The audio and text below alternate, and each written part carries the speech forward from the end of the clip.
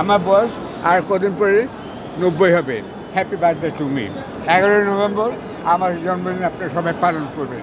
এখন আমি এইরকমভাবে দেখাচ্ছি। এই 90 বছর বয়সে আমি যদি বলি হাওয়াইতে আমি একটা লোককে খুন করেছি, আর সেই জন্য আমরা হচ্ছে এইখানে 10,000 মাইল দূরে, 15,000 মাইল দূরে, এটা কতখানি হাস্যকর কথা, কতখানি হাস্যকর কথা শুনতে চান?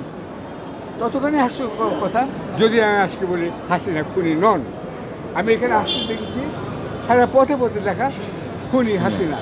তিনি শুধু মানুষকে খুন করেনি, তিনি বিচার বিভাগকে খুন করেছেন। এইটা আপনার মনে রাখতে হবে। আজকে একই মামলায় মাহমুদুর রহমান সাহেব জেলে আছেন। কেন? তার মতো একজন বয়স্ক, তিনিও একজন প্রবীণ লোক, তিনি বলতে পারেন আপনার বয়সে ছোটো, হ্যাঁ ছোটো, কিন্তু একসময় আমরা সবাই কিন্তু সমান।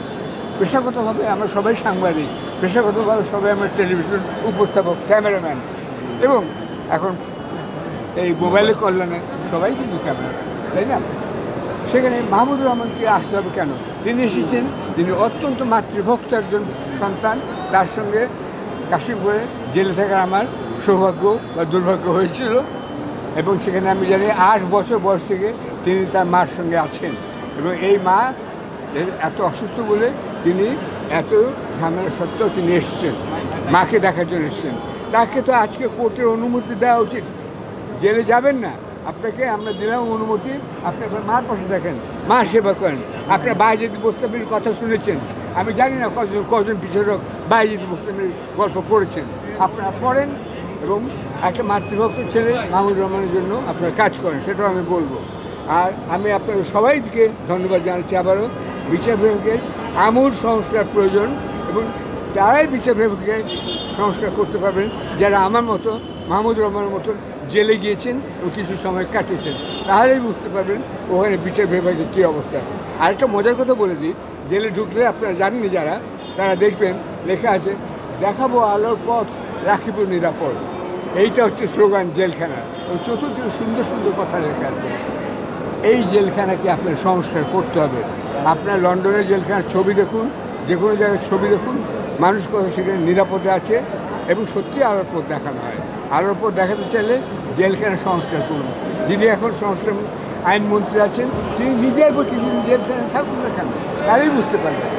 আমি আরেকটা কথা বলতে চাই, যতগুলো লোক স্বরাষ্ট্রমন্ত্রী আমি দেখেছি জেলখানায় নানাবিধ কাজ করেছেন, তার মধ্যে বিএনপি আছে, আওয়ামী লীগ আছে, সবাই আছে। এই স্বরাষ্ট্রমন্ত্রীরা জেলখানা থেকে বেরিয়ে এসে কেন জেলখানা সংস্কার করেন না, আমি এটা বুঝতে পারি না। আমি জেলবন্দি সবার জন্য সহানুভূতি প্রকাশ করছি। তারা কেউ কেউ অপরাধী, কিন্তু অধিকাংশই রাজনৈতিক অপরাধী। তাদেরকে আমি এই মুহূর্তে সবাইকে ছেড়ে দেওয়ার দাবি জানাচ্ছি।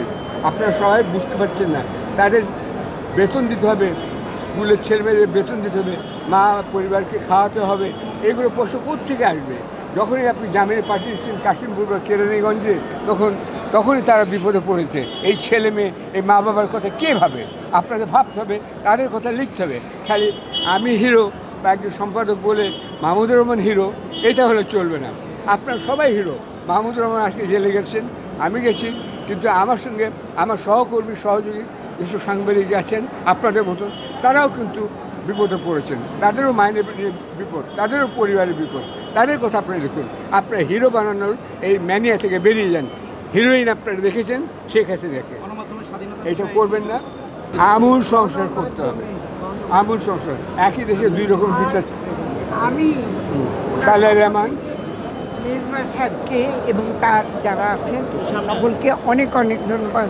বহু কষ্ট করে আমার স্বামী এই কেসটা অনেকভাবে সাহায্য করেছেন যাতে উনি আজকে ফ্রি হন। অনেক ধন্যবাদ। এবং ওনার আগে সানাউল্লাহ মিয়া ছিলেন, আমার কেস করেছিলেন, তাকেও আমরা ধন্যবাদ জানাচ্ছি। আপনারা সবাই দেখেছেন বা শুনেছেন, পোস্টার পড়েছেন, মুক্তির মন্দির ও সোপানতলে কত প্রাণ হলো বলিদান লেখা আছে অশ্রুজলে। যারা স্বর্গগত তারা এখনও জানে স্বর্গের চেয়ে প্রিয় জন্মভূমি। সবারই মনে রাখতে হবে, সবারই কাছে এই জন্মভূমি প্রিয়। আমরা জীবিত আছি যারা, এবং যারা আহত তারা সবাই, বিশেষ করে যারা আহত হয়েছেন তাদের দিকে আপনারা নজর দিন, তাদের পরিবারের দিকে নজর দিন। যারা মারা গেছেন তাদেরকে তো ফিরিয়ে আনতে পারবেন না। আর দয়া করে ঢাকা শহর সংস্কার করতে গিয়ে খুনি হাসিনা লেখাগুলো মুছে ফেলবেন না, ওগুলো থাকুক।